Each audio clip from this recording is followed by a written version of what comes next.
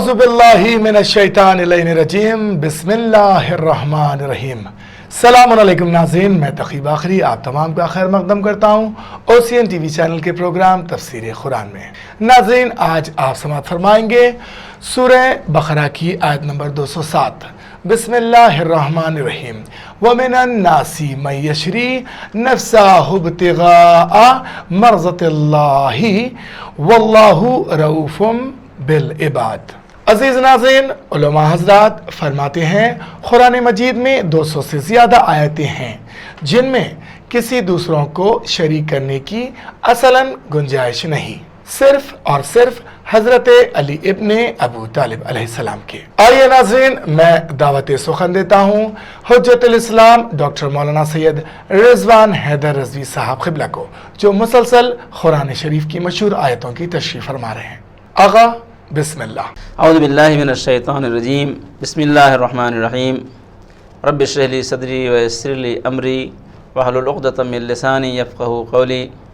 अल्लाहुम्मा अंतिक़नी बिल हुदा व अल्हिमनी तक़वा। नाज़रीन, आज आपकी खिदमत में कुरान मजीद की एक और मशहूर आयत को लेकर हाज़िर हुए हैं कि जो अल्हम्दुलिल्लाह मजालिस मसीह सलाम के सदक़े में हमारे बच्चे जिन आयत से, अगरचे आयत न भी याद हो तो मफ़हूम आयत से, तफसीर आयत से, मतलब आयत से काफ़ी हद तक आगाह हैं। यह आयत है सूरह बक़रा की आयत नंबर 207, जिस आयत में, और यह आयत चुनांचे आपको पता है कि हमारे मौला हज़रत अली इब्न अबी तालिब अलैहिस्सलाम की शान में कुरान मजीद में 200 से ज़्यादा आयतें हैं। कुछ आयतें ऐसी हैं कि जिसमें किसी को दूसरे को शरीक करने की असलन गुंजाइश नहीं है, हत्ता कि तमाम मुफस्सिरीन अहले सुन्नत के हों, अहले तशय्युअ के हों, तमाम मुफस्सिरीन ने उसको ये लिखा है कि आयत मेरे मौला हज़रत अली सलाम की शान में है। उन्हीं आयत में से एक आयत ये है सूरह बक़रा की आयत नंबर 207, जिसमें अल्लाह ताला इरशाद फरमाता है मिनन नासि मन यशरी नफ्सहु इब्तिगाअ मर्ज़ातिल्लाह वल्लाहु रऊफ़ुम बिल इबाद। तर्जुमा इस आयत का यह है कि लोगों में से कुछ ऐसे हैं जो अपने नफ्सों को अल्लाह की रज़ा के लिए बेच देते हैं। हो वल्लाहु रऊफ़ुम बिल इबाद, और अल्लाह अपने बंदों के साथ बहुत ही ज़्यादा मेहरबान है। पाँच इमाम मोहम्मद बाक़िर सलाम से रवायत है कि यह आयत हज़रत अलैहि सलाम की शान में नाजिल हुई। यह आयत का एक पस मंज़र है, वो ये है कि बैअत उक़बा सानिया के बाद एक मौका वो आया। ये वाक़या है सन 13 बेसत का, बेसत के 13वें साल, यानी सन 10 बेसत में जब जनाब अबू तालिब अलैहिस्सलाम की और जनाब खदीजा सलामुल्लाह अलैहा की वफ़ात वाक़ हो गई, और उसके बाद 3 साल पैगम्बर इस्लाम को मदीने में, मक्के में रहना मुश्किल हुआ। तो अब आलम ये हो गया कि बेसत के 13वें साल मदीने से बहुत से लोग, रवायत में 500 के करीब लोग अय्याम हज में मक्के आए। आप कहेंगे कि अय्याम हज कहाँ से आ गए वहाँ? याद रखिए कि इस्लाम से पहले भी इसी ज़िलहिज के महीने में कुफ़ार व मुशरिकीन यहाँ के ऊपर आते थे मक्के और आके तवाफ़ करते थे, जमा होते थे। चुनांचे इन्हीं अय्याम को इस्लाम में भी अय्याम हज करार दिया गया है। अय्याम हज में आए, रसूलुल्लाह से मुलाकात की और एक खुफिया तौर पर एक बैत की। जो कुफ़ार को जब मालूम हो गया तो ये समझ गए कि आहिस्ता आहिस्ता मदीना जो है, यसरब उस टाइम कहा जाता था, मदीना मुसलमानों का एक मरकज़ बनता चला जा रहा है। वजह ये थी कि मक्के में पैगम्बर इस्लाम को लोगों ने बहुत सताया, यहाँ तक कि एक गिरोह को हिजरत करके हबशा जाना पड़ा, जिसमें जनाब जाफ़र तैयार भी गए थे, जनाब जाफ़र तैयार भी गए थे। तो अब यहाँ जो लोग मुसलमान रह गए उनको भी मुशरिकीन ने बहुत परेशान किया, कुरैश ने बहुत सताया। फिर थोड़े थोड़े इधर उधर हो गए, कितने शहीद हो गए। लेकिन धीरे धीरे मदीने में इस्लाम फैल रहा था और लोग मुसलमान हो रहे थे जो अंसार कहलाते थे। और आहिस्ता आहिस्ता इन मुशरिकीन को ये अंदाज़ा हो गया था कि मदीना एक बड़ा मरकज़ मुसलमानों का बनता जा रहा है। लिहाजा सन 13 बेसत में इन लोगों ने तय किया कि क़ब्ल इसके कि मदीना एक बड़ा मरकज़ मुसलमानों का बन जाए और क़ब्ल इसके कि एक बड़ी मुसीबत उनको खड़ी हो जाए, ऐसा करते हैं कि पैगम्बर इस्लाम کو ہی ختم کر دیتے ہیں۔ چنانچہ ایک رات ان لوگوں نے اجتماع کیا اور ہر قبیلے سے 2-4 نوجوانوں کو لیا، تاکہ اگر کل کو پیغمبر اسلام کو لوگ شہید کر دیں تو کس کس سے لوگ بدلہ لیں گے، چونکہ ہر قبیلے کو لوگ وہاں پہ شریک ہوں گے۔ اب وہ موقع آیا کہ جب پیغمبر اسلام نے مولا کائنات سے فرمایا، اے علی آج کی شب تم میرے بستر پہ سو جاؤ، آج تم میرے بستر پہ سو جاؤ۔ تو مولا نے پوچھا، یا رسول اللہ کیا میرے سونے سے آپ کی جان بچ جائے گی؟ پیغمبر نے فرمایا ہاں، تم اگر سو جاؤ تو میری جان بچ جائے گی۔ اب یہاں پہ کچھ باتیں ہیں اور جس واقعے کی طرف یہ آیت اشارہ کر رہی ہے کہ پیغمبر نے فرمایا، اے علی آج رات میں یہاں سے چلا جاؤں گا، تم میرے بستر پہ سو جاؤ، صبح یہ لوگ آئیں گے اور تم سے میرے بارے میں سوال کریں گے، یہ مجھے نہیں پائیں گے، اور تم کل سویرے جن لوگوں کی امانتیں میرے پاس ہیں ان کی امانتوں کو دے کے تم میرے گھر والوں کو لے کے مدینہ آ جانا۔ چنانچہ اس رات پیغمبر اسلام کی چادر اوڑھ کے مولا علی سو گئے اور رسول اللہ گھر سے مدینہ کی طرف ہجرت کر گئے۔ عرب کا دستور یہ تھا کہ وہ کبھی رات کے اندھیرے میں کسی پہ حملہ نہیں کرتے تھے، چنانچہ ان لوگوں نے رات بھر گھر گھیرے رکھا، دیواریں جو کہ باؤنڈری وال چھوٹی ہوتی تھی وہ جھانک جھانک کے دیکھ رہے تھے کہ آنگن میں چادر اوڑھے کوئی لیٹا ہے، اور سمجھ رہے تھے کہ یہ پیغمبر اسلام ہے، بھائی ان کو آج صبح ہوتے ہی ختم کر دینا ہے۔ رات بھر وہ دیکھتے رہے اور مولا علی سکون سے چادر اوڑھ کے پیغمبر کی سوتے رہے۔ اس رات کو، جس رات علی علیہ السلام سکون سے سوئے ہیں، اس رات کو لیلۃ المبیت کہتے ہیں، یعنی سونے کی رات۔ مولا کائنات ارشاد فرماتے ہیں کہ میں زندگی میں صرف ایک ہی رات یقین کے ساتھ سویا۔ یا مولا یقین کے ساتھ سونے کا مطلب کیا ہے؟ امام نے فرمایا چونکہ میرے نبی نے کہا تھا کہ تم کل صبح امانتوں کو واپس کر کے میرے اہل بیت کو لے کے مدینے آ جانا، اس لیے مجھے اس وقت یقین تھا کہ آج مجھے رات بھر زندہ رہنا ہے، اور نہ اس یقین کے ساتھ میں کبھی نہیں سوئی۔ یہ رات کون تھی؟ یہ یقین کی رات تھی۔ مولا کائنات سوتے رہے، اور قصہ آپ کو معلوم ہے کہ رات بھر لوگ گھر کو گھیرے رہے، اور سویرے جب صبح ہوئی اور لوگ آئے اور چادر کو ہٹایا تو کیا دیکھا کہ رسول اللہ نہیں ہیں، مولا علی ہیں۔ ان سے پوچھا محمد کہاں ہیں؟ تو مولا علی نے فرمایا کیا تم میرے حوالے کر گئے تھے، مجھ سے پوچھ رہے ہو؟ وہ لوگ خالی ہاتھ چلے گئے، اور اگلے دن مولا کائنات پیغمبر اسلام کے پاس جن لوگوں کی امانتیں تھیں ان کی امانتوں کو واپس کر کے اہل بیت کو لے کے مدینے کی طرف چل پڑے۔ پیغمبر چونکہ پہلے چلے گئے تھے، مولا کائنات کو مدینے میں بہت سارا کام تھا، تو یہ رات جو تھی جس رات سوئے، اسی رات کی طرف اس آیت میں اشارہ ہے، من الناس من یشری نفسہ ابتغاء مرضات اللہ۔ لوگوں میں سے کچھ ایسے بھی ہیں جو اپنے نفسوں کو اللہ کی رضا کے لیے بیچ دیتے ہیں، واللہ رؤوف بالعباد، یعنی اس رات اللہ تعالیٰ کی رضا کے مقابلے میں مولا علی کی نفس کا معاملہ ہوا۔ اے علی آپ نے نفس دیا، اللہ نے اپنی مرضی آپ کو دے دی۔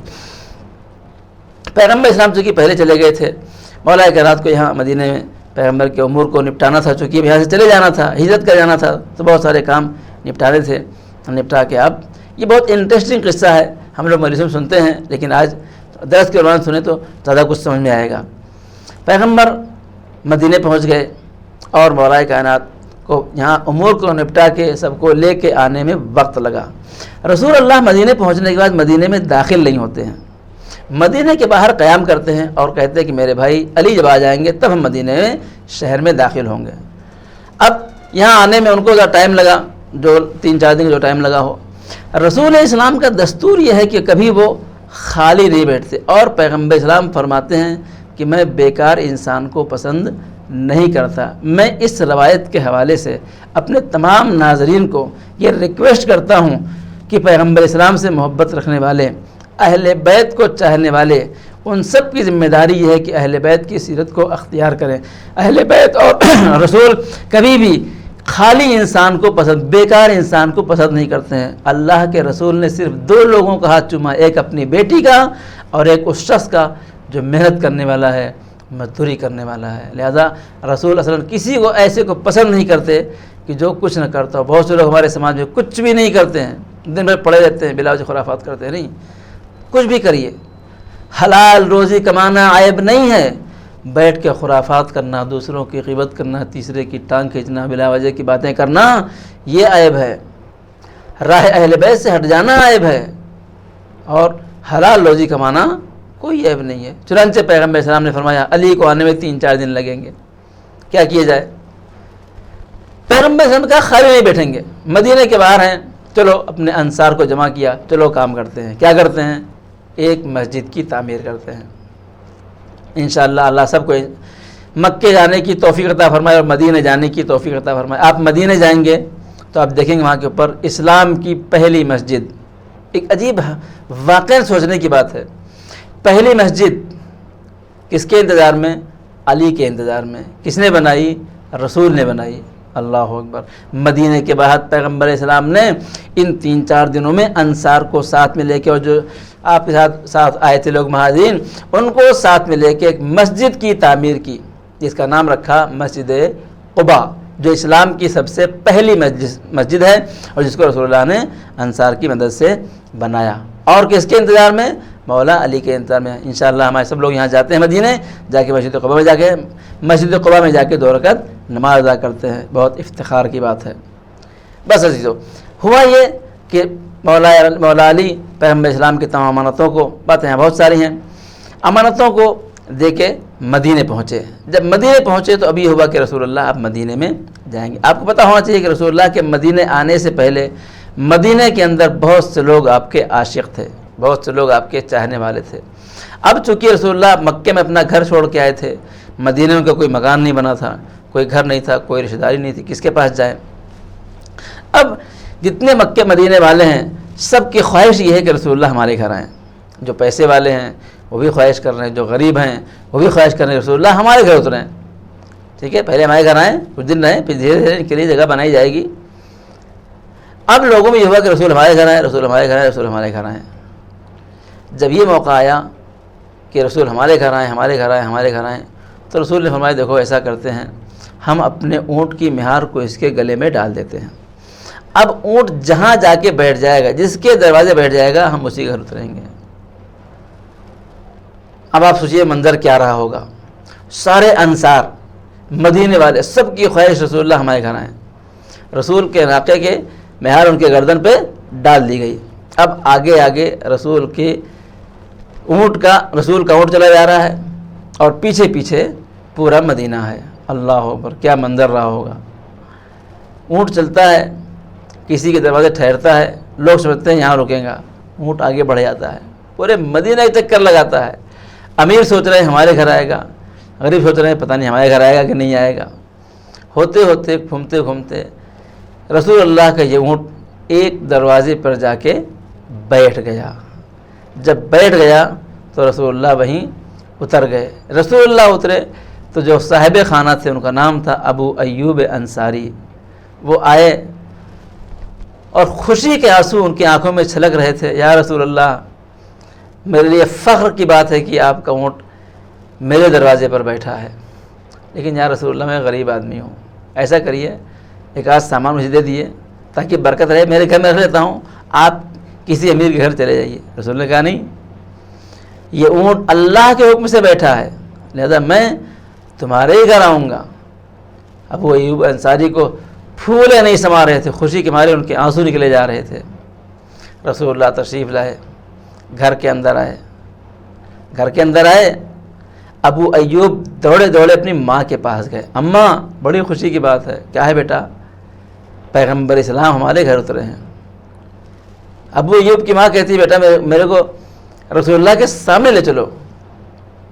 ابو ایوب کی ماں دونوں آنکھوں سے نابینا تھی۔ ابو ایوب نے اپنی ماں کو لیا اور لا کے رسول اللہ کے سامنے کھڑا کر دیا۔ اماں دیکھو رسول اللہ ہمارے گھر آئے ہیں، کتنی خوشی کی بات ہے، ایک غریب کے گھر اترے ہیں۔ ایک مرتبہ ابو ایوب کی ماں رونے لگی، بے تحاشا رونے لگی۔ رسول نے پوچھا اماں کاہے کو روتی ہو، کیوں گریا کرتی ہو؟ وہ بیوی کہتی یا رسول اللہ، ہمارے لیے فخر کی بات ہے کہ آپ ہمارے گھر آئے ہیں، لیکن ہمارے لیے غم کی بات یہ ہے کہ ہماری آنکھیں نہیں ہیں کہ ہم آپ کے جلوے کو دیکھ سکیں، آپ کی زیارت کر سکیں۔ اللہ اکبر، رسول اللہ نے اپنے ہاتھوں سے اشارہ کیا. ابو ایوب کی ماں کی آنکھیں جو نابینا تھیں وہ بینا ہوئیں. ابو ایوب کی ماں نے رسول اللہ کو دیکھا, زیارت کیا, کہا السلام علیکم یا رسول اللہ. اور آتے ہی مدینے میں رسول اللہ نے پہلے ابو ایوب انصاری کی ماں کو بینا کر کے معجزہ دکھایا کہ ہم اللہ کے نبی ہیں. تو جس رات مولا علی رسول السلام کے بستر پر سوئے اور رسول السلام نے مکے سے مدینہ طرف ہجرت کی, اس آیت کی کہانی, اس واقعے کی قصہ اس آیت کے اندر مضمر ہے کہ رسول اللہ کے بستر پہ مولا علی اچھا لوگ سمجھتے بڑا آسان ہے, بڑے سکون سے سو گئے. نہیں, مولا علی کو پتہ ہے کہ جو لوگ باہر کھڑے ہوئے ہیں ان کے ہاتھوں میں تلواریں ہیں, 1 2 نہیں 10 20 50 تلواریں ہیں, جو کب آئے کب حملہ کر دیں کب سو جائیں. لیکن جب ایمان اس مرحلے پر ہوتا ہے کہ رسول نے کہا ہے کل تمہیں آنا ہے, تو اس کا مطلب 50 نہیں 100 نہیں 1000 تلواریں ہوں. اب جب رسول نے کہہ دیا کہ علی تم کو آنا ہے تو پھر کوئی علی کا بال بھی بیکا نہیں کر سکتا.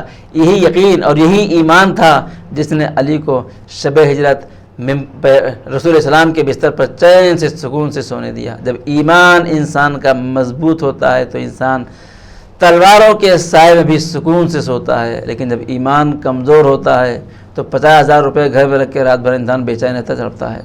ایمان کی مضبوطی انسان کو یقین کی منزل میں لے جاتا ہے.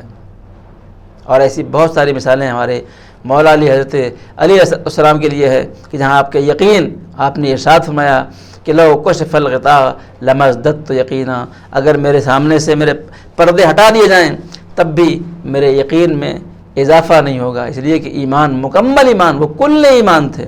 لہذا علی نے کیا کیا اپنے بھائی کے لیے. اور اس رات روایتیں بہت مشہور ہیں, اس رات اللہ تعالیٰ نے جبرائیل اور میکائیل سے پوچھا کہ میں نے تم دونوں کو زندگیاں دی ہیں, تم میں سے کون ہے جو اپنے بھائی کے اوپر اپنی زندگی کو نثار کر سکتا ہے؟ تو کوئی تیار نہیں ہوا. کہا زمین کی طرف دیکھو, علی ہیں جو اپنی زندگی کو نچھاور کر رہے ہیں اپنے بھائی کے اوپر. یہ صرف ایک واقعہ نہیں ہے, یہ پھر صرف فضائل نہیں ہے, یہ فضائل کے ساتھ ساتھ ہمارے لیے مقام عبرت بھی ہے کہ علی اور رسول دونوں بھائی ہیں, اور ایک بھائی دوسرے بھائی کے لیے تلوار کے سائے میں سونے کو تیار ہے. اے عزیز, ہم اس وقت پکے مسلمان ہیں, اس وقت ہم رسول کے امتی ہیں, اس وقت ہم اپنے علی کے پہلے پکے چاہنے والے ہیں جب اپنے بھائی کے حقوق کو ہم ادا کریں. مولا علی نے 10 سال کی عمر میں پیغمبر اسلام سے وعدہ کیا تھا مدد کرنے کا, تو پوری زندگی وعدے پر اڑے رہے. رسول کی زندگی میں بھی اس وعدے کو نبھاتے رہے, اور رسول کے اس دنیا سے چلے جانے کے بعد بھی دین کے بچانے کا وعدہ کیا تھا تو سب کچھ سہ لیا. گوشہ نشینی سہ لی, ظلم سہ لیا, تنہائی سہ لی, لیکن پیغمبر اسلام سے کیے ہوئے وعدے سے نہیں مکرے. اے عزیز, اس آیت کے اس تفسیر کے حوالے سے میں تمام ناظرین سے اس بات کی ریکویسٹ کرتا ہوں کہ اپنے برادران حقیقی, برادران عزیزی اور برادران ایمانی کا خیال رکھیں. بھائی کا حق بہت اہم ہے. مولا نے کتنی اچھی بات کہی ہے. امام نے فرمایا دوست ہیرا ہے, بھائی سونا ہے. کسی نے پوچھا یا مولا یہ ہیرا تو زیادہ قیمتی ہوتا ہے اور سونا کم قیمتی ہوتا ہے. امام نے فرمایا دوست ہیرا ہے, ٹوٹ گیا تو پھر جڑتا نہیں. بھائی سونا ہے, ٹوٹ بھی جائے تو دوبارہ جڑ سکتا ہے. یاد رکھیے اس ماہ مبارک رمضان میں کہ ان دروس کے حوالے سے میں آپ سے ریکویسٹ کرتا ہوں اپنے بھائیوں کا خیال کیجیے, اپنے بھائیوں کی مادی اور معنوی دونوں خیال کیجیے. اگر آپ کے بھائی کے اندر کوئی برائی پائی جا رہی ہے تو آپ جا کے اس کو دور کرنے کی کوشش کیجیے. مولا علی فرماتے تمہارا بہترین دوست وہ ہے جو تمہارے برائیوں سے تم کو آگاہ کرے. اپنے بھائی کے اندر برائیاں ہیں تو اس کو دور کرنے کی کوشش کیجیے, اچھائی ہے تو اس کو اجاگر کرنے کی کوشش کیجیے. پیغمبر اسلام رسول اللہ کے مولا علی کے کیسے بھائی تھے, مولا علی رسول اللہ کے کیسے بھائی تھے, لیکن کتنا ایک دوسرے کے اوپر اپنی جان کو نچھاور. جنگ خندق دیکھیے, جنگ احد دیکھیے. جب جنگ احد میں رسول اللہ نے پوچھا اے علی سب چلے گئے تم کیوں نہیں گئے, تو علی کیا جواب دیا, رسول اللہ میں اپنا وعدہ بھلا دوں کیا. جان کی بازی لگا کے میرے مولا نے اپنے بھائی کی حفاظت کی ہے. اے عزیز, آج ایک بھائی کا دوسرے بھائی پہ حق یہ ہے کہ اس کی جان مال و آبرو کی حفاظت کرے, اس کا خیال رکھے. خاص طور سے لاک ڈاؤن کا زمانہ ہے, بہت سے لوگ پریشان حال ہیں. ممکن ہے آپ کے بھائی کی نہ بنتی ہو, نظریاتی اختلاف ہو, کوئی پراپرٹی کا جھگڑا ہو, ممکن ہے, لیکن وہ جھگڑے اپنی جگہ کے اوپر ہیں. اور بھائی کا خیال کرنا, اپنی جگہ کے اوپر ہے، صلہ رحم کرنا اپنی جگہ کے اوپر ہے۔ لہذا اگر ایسے موقع کے اوپر جب آپ کے بھائی کی خاص طور سے نہیں بنتی اور آپ اپنے بھائی کا خیال کرتے ہیں تو یقیناً آپ اہل بیت کے چاہنے والے ہیں۔ خدا سے دعا ہے پالنے والے ہم سب کو اہل بیت علیہ السلام کی سیرت پر چلنے کی توفیق عطا فرما، اپنے برادران ایمانی کا خیال کرنے کی توفیق عطا فرما، ان کی مشکلات کو حل کرنے کی توفیق عطا فرما۔ خدا واسطہ ہے ہمارے دلوں میں اہل بیت کی محبت کو راسخ فرما۔ یا من یقبل الیسیر ویعفو عن الکثیر اقبل منی الیسیر واعف عنی الکثیر، اے وہ ذات جو تھوڑے سے عمل کو قبول کرنے والا ہے اور بہت سے گناہوں کو معاف کرنے والا ہے، ہمارے تھوڑے سے عمل کو قبول فرما اور ہمارے بہت سارے گناہوں کو معاف فرما، ہمارے اعمال میں اخلاص کی توفیق عطا فرما۔ اے میرے معبود، اگر تو نے ہم کو ماہ مبارک رمضان ختم ہو رہا ہے، اگر تو نے ہم کو آج تک نہ معاف کیا ہو تو ہم سب کی گناہ صغیرہ و کبیرہ کو معاف فرما، ہمارے اعمال میں اخلاص کی توفیق عطا فرما، ہمارے اعمال سے ہمارے امام کے قلب کو راضی خوشنود فرما، امام زمانہ کے ظہور میں تاجیل فرما، امام زمانہ کا ظہور ان کے اعمال انصار میں شمار ہوں۔ ربنا تقبل منا انک انت السمیع العلیم، والسلام علیکم ورحمۃ اللہ وبرکاتہ۔ عزیز ناظرین، آپ سماعت فرما رہے تھے سورہ بقرہ کی آیت نمبر 207 کی تشریح۔ ہم تہ دل سے مولانا کا شکریہ ادا کرتے ہیں۔ عزیز ناظرین، اسی کے ساتھ ہمارا یہ پروگرام یہیں پر اختتام ہوتا ہے۔ ہم اوسین ٹی وی چینل کی تمام ٹیم کی طرف سے آپ تمام کا شکریہ ادا کرتے ہیں۔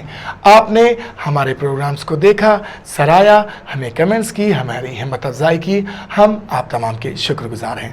آپ اس رمضان المبارک کے بعد بھی اوسین ٹی وی چینل سے جڑے رہیں۔ انشاءاللہ روز شام 5 بجے سے اسلامی پروگرامز کا سلسلہ رہے گا۔ میں اوسین ٹی وی چینل کی تمام ٹیم کی طرف سے آپ سب سے گزارش کرتا ہوں، کچھ دن اور صحیح گھر پہ رہیں، محفوظ رہیں، خیال رکھیں اپنا۔ میں تقی باقری آپ سب سے اجازت لیتا ہوں۔ فی امان اللہ، خدا حافظ۔